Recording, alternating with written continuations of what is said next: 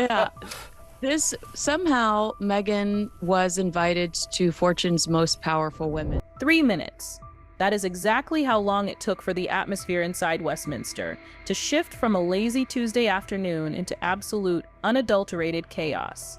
Phones started buzzing in pockets all at once, creating this eerie, synchronized hum across the floor. Legislative aides were seen literally sprinting across the central lobby, something you never see in the halls of British power, and senior ministers were pulled out of private lunch meetings with a single urgent whisper. Something massive had detonated inside the UK government, and for once, it wasn't about the economy, and it wasn't about foreign policy. It was about a jar of jam, a lifestyle brand, and a duchess living 5,000 miles away in California. Word spread like wildfire that the UK government was preparing to take a step so unprecedented, legal experts didn't even know if it was actually possible. Parliament wasn't just watching Meghan Markle's new business empire, they were reportedly moving to kill it. We aren't talking about a subtle regulatory delay or a polite letter from the palace expressing concern. We are talking about a scorched earth legislative move designed to block her brand from ever trading on British soil. For years, the tension has been simmering. We've seen the interviews, the books, the Netflix documentaries, but this is different. This is the moment the Cold War turned hot. Because while Meghan was in Montecito preparing to launch what analysts are calling a billion-dollar empire, lawmakers in London were drafting a kill switch, a legal mechanism to strip the commercial viability from her royal connection once and for all. To understand the sheer panic that rippled through London, you have to understand the weapon Parliament is trying to use. It is being referred to in hushed tones as the Royal Titles Commercial Protections Amendment. It sounds boring, doesn't it? It sounds like paperwork. But make no mistake, this is a guided missile aimed directly at the bank account of the Duke and Duchess of Sussex. The document, which leaked to a select few senior journalists before being aggressively scrubbed from the internet, outlines a terrifying new reality for Meghan's business team. The proposed legislation fundamentally changes the rules of the game. Historically, royal status has always been a bit fuzzy when it comes to making money. You can't open King Charles's auto repair, obviously. But a duchess selling luxury rose wine, that has always been a gray area. This amendment turns that gray area into a concrete wall. It proposes that any commercial entity leveraging royal-adjacent prestige for global gain without the express oversight of the Crown could be subject to immediate trade blockades within the UK. Think about what that actually means for a second. It means if Meghan tries to sell a single spoon, a single linen napkin, or a single dog biscuit in London, the government could legally seize the shipment at the border. One MP was overheard in the tea room saying, "She is building a commercial monarchy in California, and we are currently powerless to tax it, regulate it, or stop it." That is the fear driving this frenzy. They aren't afraid of her failing, they are terrified of her succeeding. If this legislation passes, it wouldn't just stop her from selling in the UK, it would set a precedent that Commonwealth nations like Canada and Australia might feel pressured to follow, effectively locking her out of the biggest markets in the world. But while Parliament was sharpening its knives in London, something strange was happening in America, something that looked like a coincidence but smelled like a conspiracy. Just days before these legislative rumors began, Meghan's team received a devastating blow from the US Patent and Trademark Office. Her flagship brand name, American Riviera Orchard, was rejected. The official reason? It was geographically descriptive. They claimed you can't trademark a nickname for Santa Barbara. On the surface, that sounds like a standard bureaucratic headache, the kind of thing lawyers fix over a lunch meeting. But you have to look closer. Buried in the trademark filings was a letter of protest, a formal complaint filed by a third party trying to block her. Who filed it? A shadowy entity with links to European luxury goods. Legal analysts have pointed out that these kinds of letters of protest rarely happen this fast, unless someone with deep pockets and high-level lawyers is watching the application refresh every single day.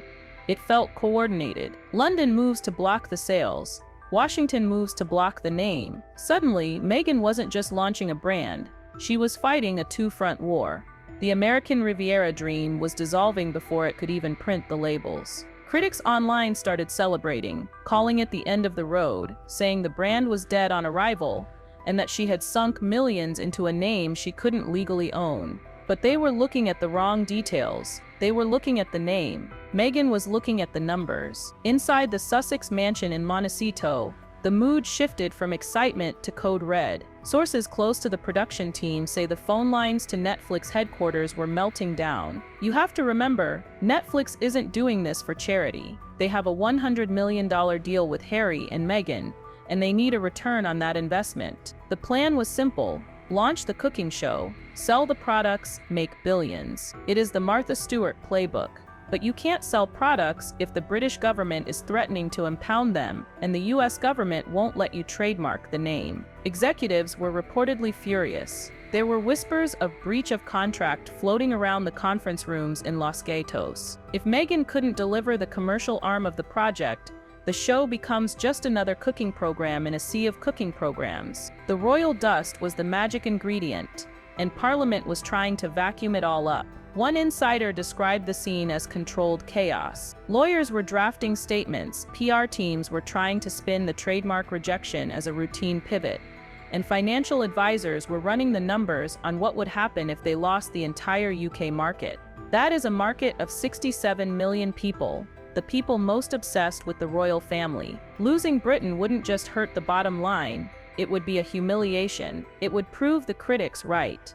The pressure on Meghan was immense. She had to make a choice: fight the UK government in a legal battle that would take years and cost millions, or find a way to make the UK irrelevant. While Montecito panicked, Buckingham Palace was doing what it does best: absolutely nothing, or so it seemed. But those who know how the firm operates know that silence is often the loudest weapon they have.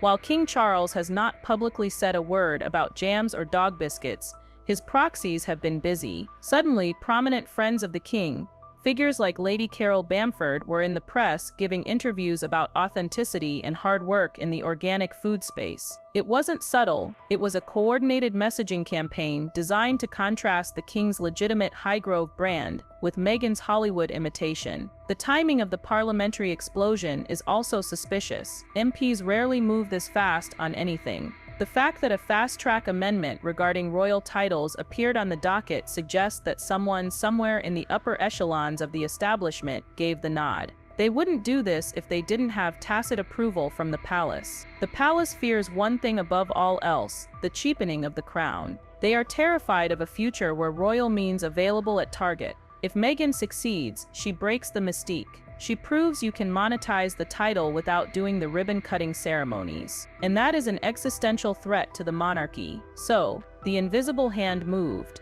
The trademark issues, the bad press, the parliamentary sudden motion, it all had the fingerprints of an institution trying to protect its borders. Back in California, Meghan went dark. No Instagram posts, no paparazzi walks, no leaks to friendly journalists. For 2 weeks, the silence was deafening. Parliament thought they had won. They thought they had scared her into submission, but they forgot who they were dealing with. This is a woman who navigated the most hostile press environment on earth and came out the other side. Then the leak came. Not a leak about surrender, but a leak about a rebrand. The name American Riviera Orchard was quietly being scrubbed. In its place, rumors of a new, sharper, more legally bulletproof identity emerged as ever. It is a phrase she uses in her personal correspondence. It is personal, it is trademarkable, and crucially, it has zero geographical ties to Santa Barbara. But the name change was just the surface. The real strategy was buried in the business filings. Meghan's team wasn't just changing the logo, they were changing the jurisdiction. The new corporate structure appeared to be setting up distribution hubs that bypassed the UK entirely. If Parliament wanted to block her, fine. She wouldn't ship from London. She wouldn't ship to London. She was preparing to cut the island loose. This brings us to the masterstroke, the move that made the royal titles amendment completely useless.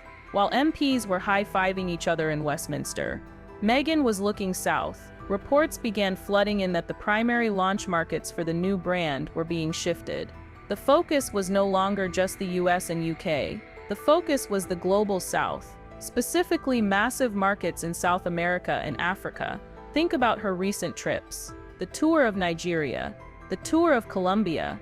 The media called them fake royal tours. The government called them diplomatic headaches. But from a business perspective, They were market research. They were trade missions. Meghan was shaking hands with dignitaries in Bogota and Lagos, establishing the kind of high-level connections that allow for smooth import-export deals. Parliament can pass all the laws it wants in London. Those laws stop at the English Channel. They have absolutely no power in Brazil, no power in Colombia, no power in Nigeria. By pivoting her empire to these emerging markets, places where she is still adored as a symbol of anti-establishment power, she essentially renders the UK government's blockade obsolete. She doesn't need their approval to sell to the rest of the world. In the end, the emergency move in Parliament backfired in the most spectacular way possible. By trying to cage the brand, they gave it the one thing money can't buy, the allure of forbidden fruit. The royal blockade made headlines in Tokyo, in Berlin and New York. It turned a lifestyle brand into a symbol of rebellion. Investors who were on the fence suddenly saw a brand that was powerful enough to rattle a G7 government. That is a level of influence you can't manufacture. The Streisand effect took hold. The more they tried to hide her, the more visible she became. So, where does this leave us? Parliament is stuck with a half-written law that looks petty and vindictive. The palace looks worried.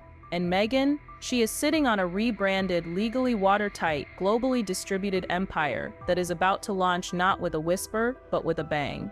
The irony is rich. In trying to strip her of her royal power, the British government forced her to build something far more dangerous: true independent commercial power.